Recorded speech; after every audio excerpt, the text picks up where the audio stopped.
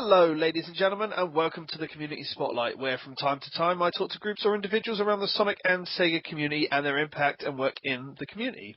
With me tonight is John Finley, otherwise known as Turbo of Turbo Drive Live fame. Welcome to the show, John. How you doing? I'm doing well. Thank you very much. That's cool. It's good to have you here. Another one of the big names, as I like to say, within the Sonic community. I mean, one of the big things that you are currently known for is having the longest running SSR show, which is migrated to Radio Sega, as quite a few people know. Well, I wouldn't say longest running. I would say longest continuous running show, being that I never take breaks. Workaholic. Yeah, pretty much. I always try to push out a show every week. So, yeah, I'm pretty much just continuously ongoing, never stopping. Yeah, it's always good. I mean, obviously, a lot of the radio shows do take breaks in between, like seasons, as they like to call it. But continuously going on does show a massive amount of dedication, and it's good to see, and have you about for that long time. How long exactly have you been going for now? Geez, that's asking a question. Probably like 7 years now. That's a long ass time.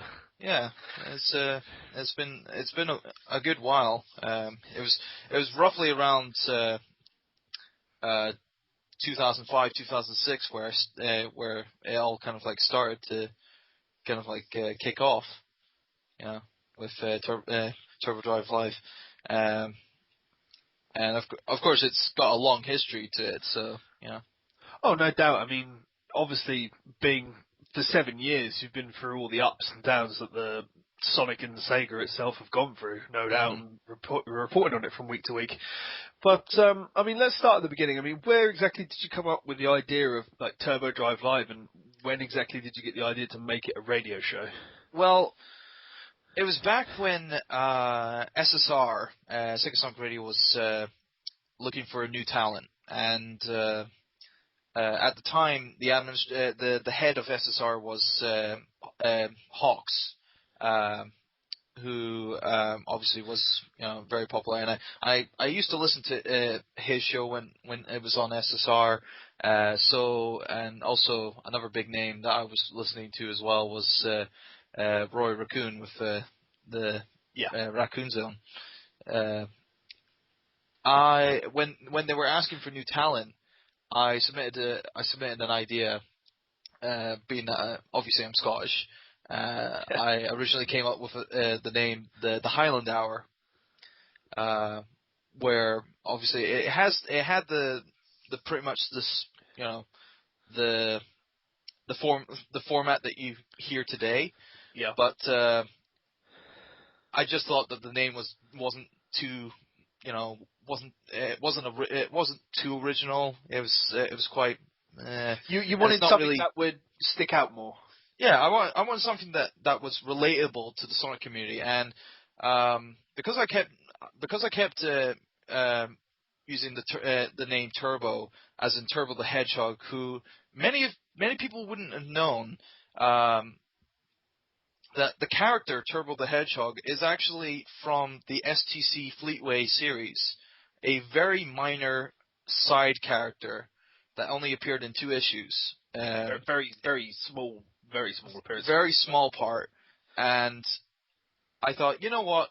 I want to keep this character alive for the hell of it, because he's like the mighty of the comic series. He's like the mighty of all things Sonic the Hedgehog. So I might as well give it the good decency and just get him out there, make a name for him, and for myself as included. So I changed the name to Turbo Drive Live, being that I was always going to have the show live, and that was its core presence. And Turbo Drive, obviously, it's a play on words. Obviously, you can say it on either, it's like fast pace or, whatnot. And I try to make it fast pace as well, because I'm cramming so much into a small amount of time. Now, originally the show was 2 hours, but at times, week to week, I did find it difficult to get enough material for a 2-hour show. So then I condensed it down to a 1-hour show to make it a lot more faster paced and a lot more jam packed with a lot more kind of like topics and news stories I would like to have my say on, and various other things. So, and that's pretty much how it all started. That's good. I mean, obviously 7 years. You've been going for quite a while, and I mean, well, no one on the SSR team has come out to me and said you're an absolute hack and you should be, taken off of the airwaves altogether. You don't belong here and whatnot. Heck, none of the heads have said anything. None of the top guys, not even the founder of SSR, which is of course Sven Jocelyn, has said anything negative about my show. So. No, really? Well, I mean, from a listener's point of view, I mean, when I obviously haven't been around for the entire 7 years myself, but I mean, I've been around for a few listening to you, and, I would say that you are pretty much part of the core SSR from, the time that I know it, which is a fair point, which is a good to say. And I think a lot of listeners, I mean, when SSR does hopefully go back up soon at some point, how it's been down for a while now.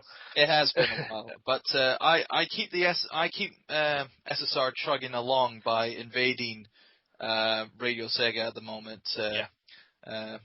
Proclaiming that I am Mr. SSR, I am SSR, I am invading your space. So yeah, I still keep SSR alive, with just me doing my show on, other playful streams. Definitely. But as I said, I do think you're a core part of SSR. I mean, would SSR be anything still about? I mean, there are a few other DJs, but I mean, I'd definitely say I wouldn't say SSR is without me, because SSR was SSR even without me. It still had Sven, it still had Rory and all that. But of course, it's all SSR is obviously is an entity of the TSS network, and we're all just one big kind of like collaborating family, and many things came out through my ongoing time at SSR and TSS. So. Oh, definitely, and I mean, I hope SSR gets back off its feet and you rejoin their ranks at some point, and we still hear some fabulous work on that side. I mean, eagerly anticipating the relaunch of SSR myself, as I think quite a few others are. But no, I mean, moving on. I mean, one of the hotly topics that a lot of people, including some of my guests, have on the show is Summer of Sonic, which is obviously the big UK EU convention, and you've been present and staffing for all of them? All the live shows, yeah. I've been doing it since 2008. Yeah, so I've been mainly just helping playing the music on the day at certain periods. Pretty much playing the songs that I like, that hopefully other people will like at the same time as well. Just really giving people what they would like to hear. I mean, in the last couple of years, it has been a lot more with me actually full on contributing to the SOS cause, particularly that of last year, was a big step in my kind of like placement as of the SOS team. So. Yeah, I mean, I suppose it's a bit of a hard question, but has there been a favourite SOS that you've been to so far?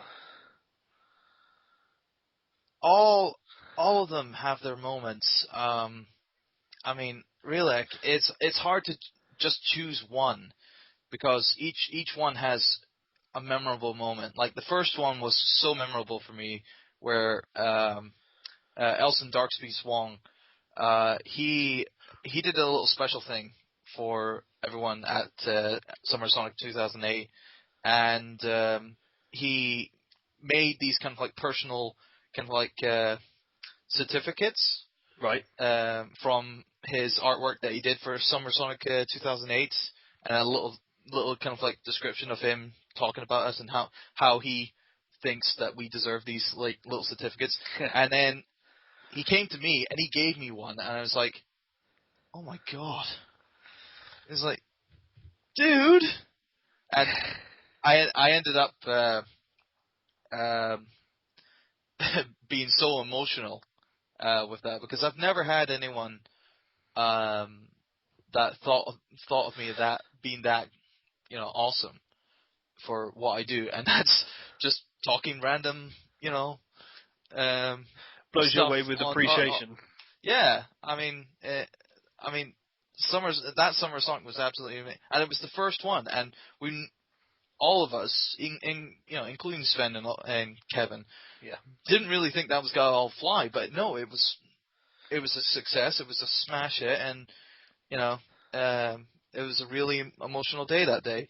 I mean, obviously other memorable days like 2010, obviously Crush 40, the day Crush 40 made their UK debut. Yeah.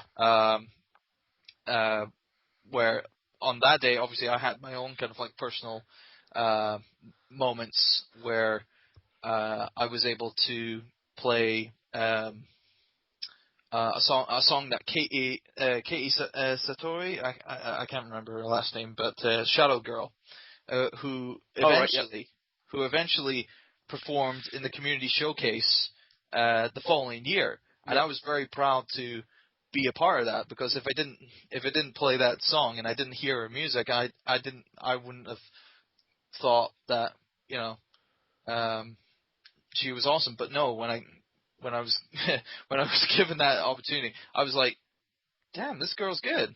And it's like, you know, she's lovable.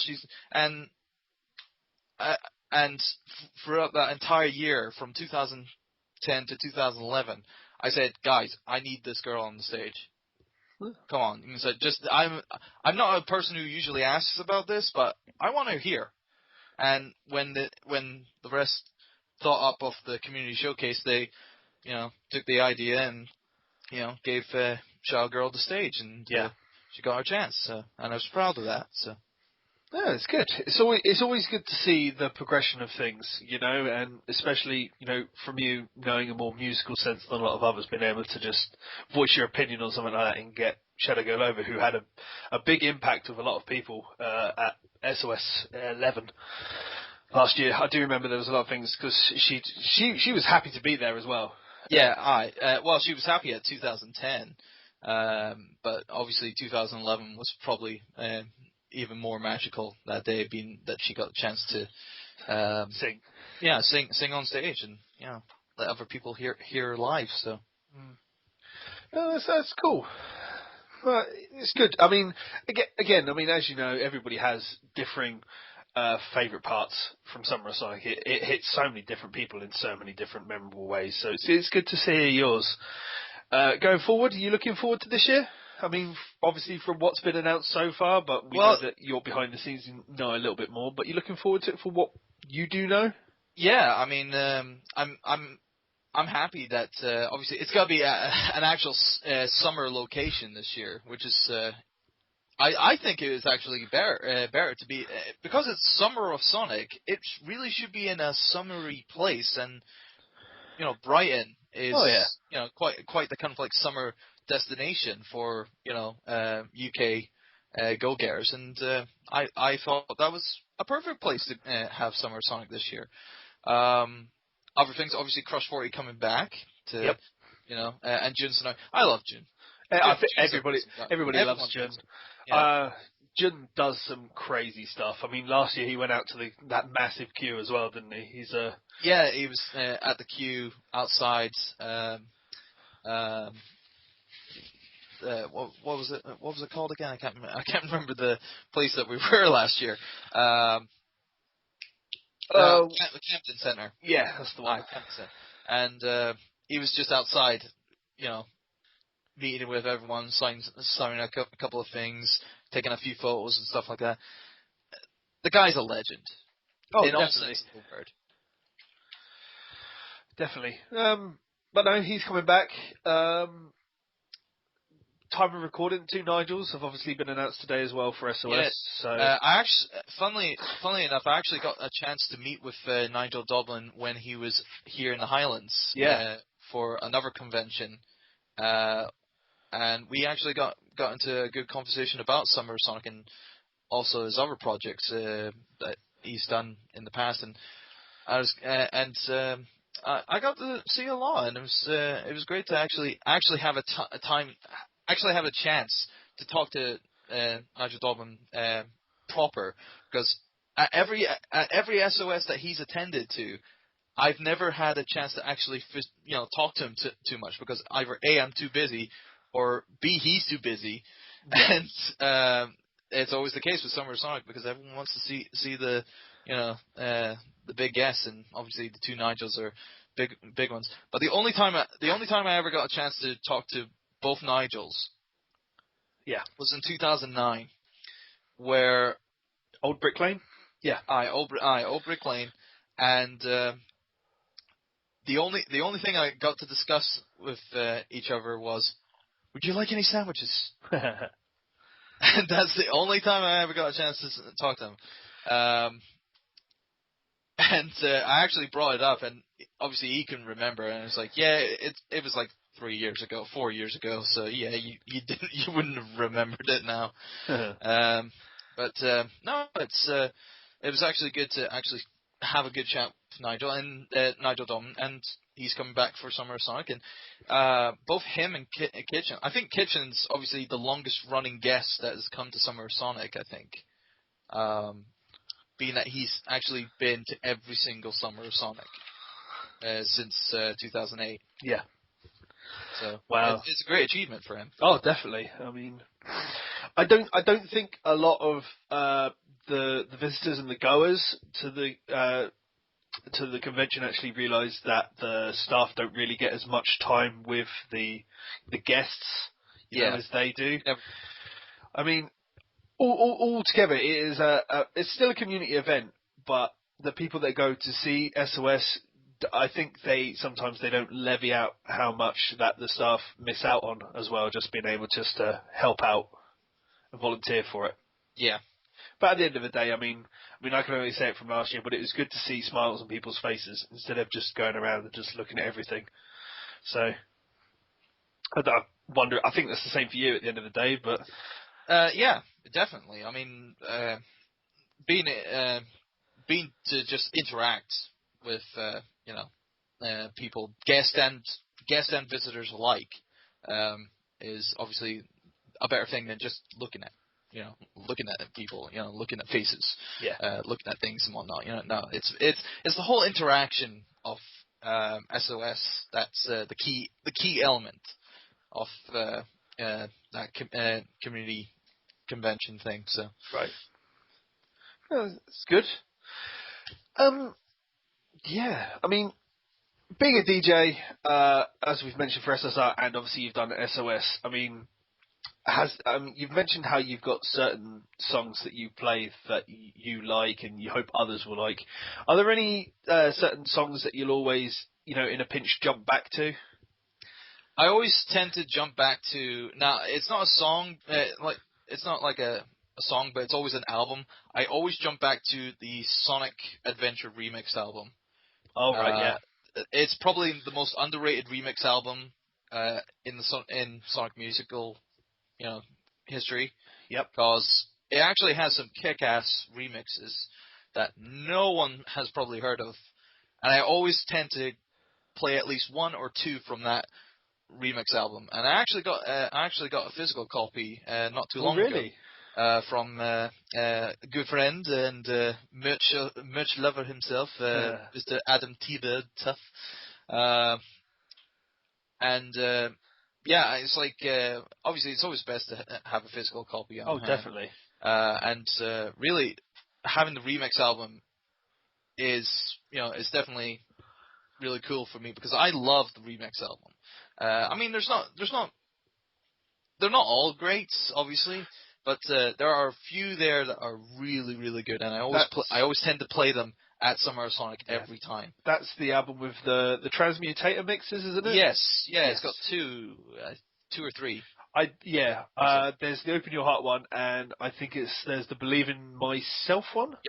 Yeah, I think that's the one version of Believe in Myself that I can actually listen to on a regular basis. Yeah, I think it's just the beginning of it is really good, and then when it kicks into the bass, and Oh, definitely. it really hits hard. So No, that's cool.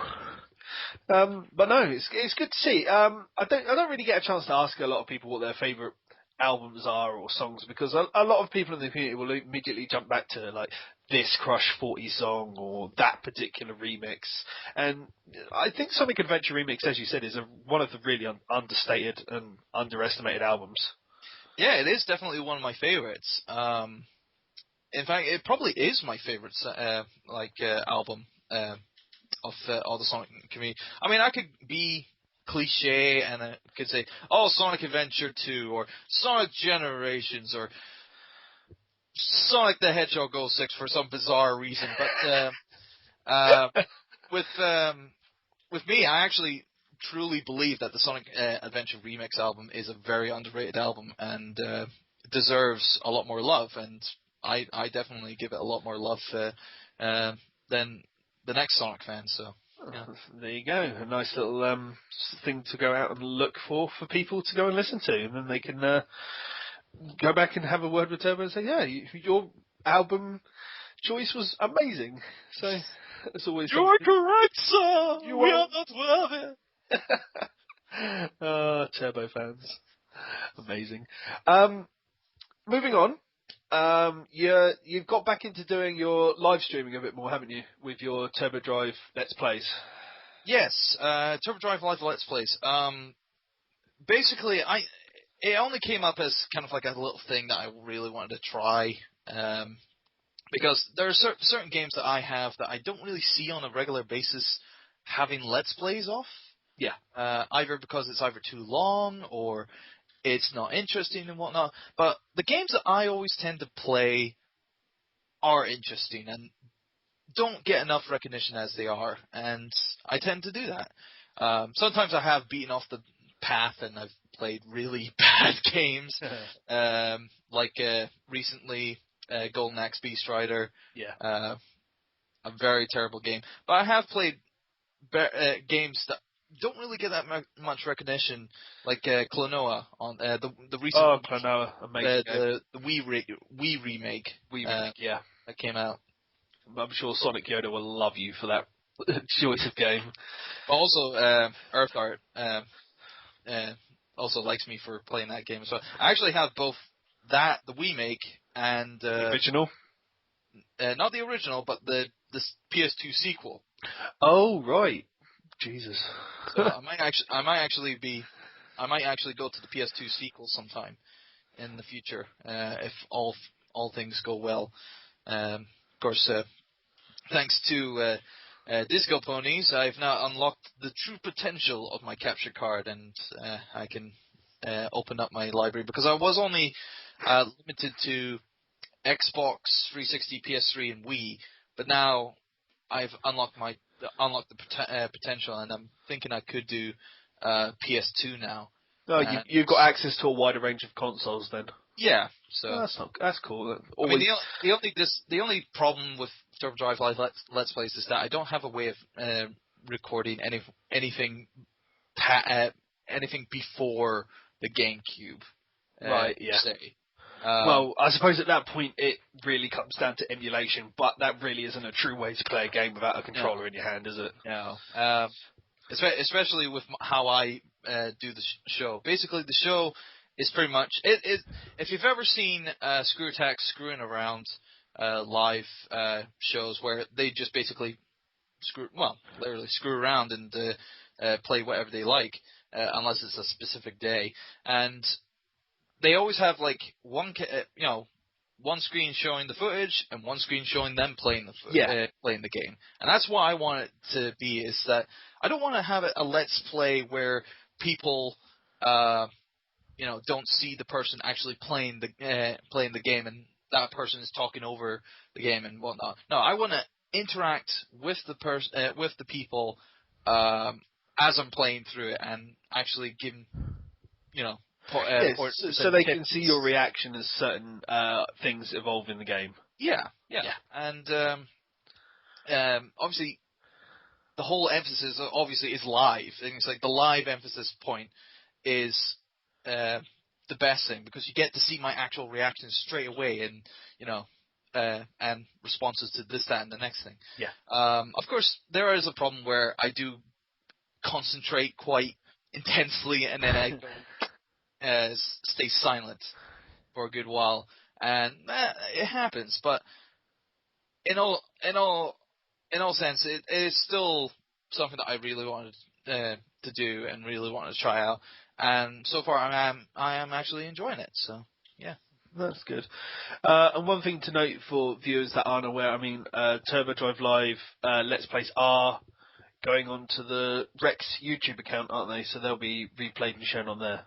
Yeah. I mean, they are replayable through my twitch.tv channel, which is www.twitch.tv/TurboDriveLive, but the difference between that and the stuff that will be going on to Rex, or new stuff that will be going up on to Rex, is that the Rex stuff will have a much cleaner kind of like frame rate to it, because sometimes doing a live stream, the frame rate can cut really bad, and everything becomes a little bit choppy, and things stop and start and stop and start and stop and start, and that tends to be the problem. But with the partnership with Rex now, I'll be now producing like Let's Plays with full-on footage that will be consistent in frame rate. So, will they? Are they all going to still be the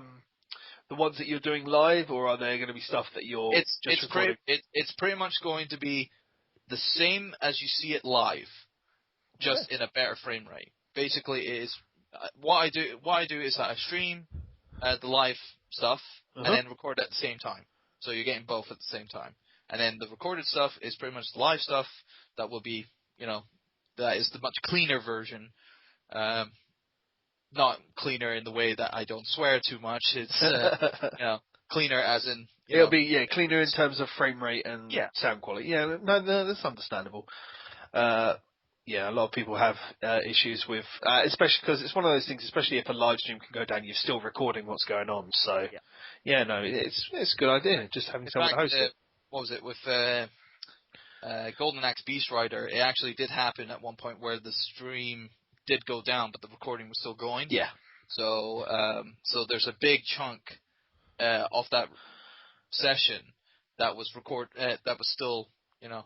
You've got on video form, but wasn't on Twitch TV because the live stream went down. Yeah, no, it's always good to see. So there you go, folks. Going on Rex soon, or you can watch it live with Turbo. Yeah. I'll put the link to his Twitch in the drop-down box below, which you can click on at the end of the show. I think we're coming up to the end of today's program, though. Is there anything that you want to bring up in general, John? Projects in the works or anything else? Well, I could definitely say a couple of things. Like, I have a little story about how in between the first Summer Sonic, that was the web version of Summer Sonic, and the live version of Summer Sonic, me and another DJ by Supersonic, I think, what was it? Supersonic something, I can't remember. No, Hypersonic DJ. Oh, DJ Hypersonic. Yes, sorry. God damn it. I'm very bad with, I don't know why my brain is frazzled there. Yeah, DJ Hypersonic, yeah. Hi. Me and him, he came up with an idea because it was Sonic's 17th anniversary, there was nothing going on that time with Sven and whatnot. Yeah. So he said, he came to me and he said, dude, I've got this idea. Why don't we do a 24-hour marathon celebrating Sonic's 17th anniversary? Right. And I said, cool, let's do it. Let's get everyone else in. And that essentially has been a staple since since then has been a staple for SSR to have like a 24-hour marathon, either celebrating Sonic's 20th anniversary or like Project 24, Yeah. Project 24, where we have like a 24-hour stream doing this, that, and the next thing. And that's been one of the kind of like projects that I've been quite proud to actually be a part of, or have been a part of, to kind of like extend on SSR as a whole. Yeah. Well, I mean, being an avid listener whenever the Project 24 stuff's on, it is a really good way. I mean, it brings a lot of the DJs on into the one whole day slot. So not only is it good advertising, I mean, in general, for the entire SSR community, but it also showcases everybody, and gets them all in. And it's generally just a big lot of fun to listen to as well, because you've got all the diversity throughout the day. Mm-hmm. So no, that's really good. So that's like a little insightful thing as the history of SSR and history of Turbo Drive Live and whatnot. So, well, yeah, but yeah, I think that's pretty much the end, the cusp of the ending there. So I mean, it's been good having you on, John. thank you. Have you got any social media stuff that you want to do a shout out for that people can go and click and link to you to? Well, if you want to follow anything Turbo Drive Live related, do follow me on Twitter using the @tag @TurboXLR, all in one word, in capitals, and you'll be able to keep up to date with all the Turbo Drive Live stuff, including live casts and Let's Plays. I don't have a Facebook. Well, I don't have a Turbo Drive Live Facebook or anything. I've got my personal one, and I keep that personal. Yeah. But as for Twitter is the easiest way to get informative with TDL and all its goodness and craziness and profanity and all that rubbish. But that's essentially the best way to get in contact. So @TurboXLR on Twitter. Oh, that's cool. That link and, as mentioned before, the Twitch TV link will be in the drop-down blocks below, so feel free to click on them and go and obviously listen to Turbo XLR, Turbo Drive Live, even what am I going on about? Turbo Drive Live, currently playing on Radio Sega, hopefully going back to SSR soon. What's your time slot on that at the moment, Turbo, for those that don't currently, Fridays at 8 p.m. GMT, or UK time. UK time, yeah, so there we go. And that would be 3 p.m. Eastern time. That's about the only American time I know off the top of my head, so hopefully that's useful to some folks. But, yep, we're done for the evening. It's been great having you on, John. Thanks a lot for joining me tonight. No problem. Thank you very much. And hopefully I'll catch you all next time on the Community Spotlight. Good night, folks.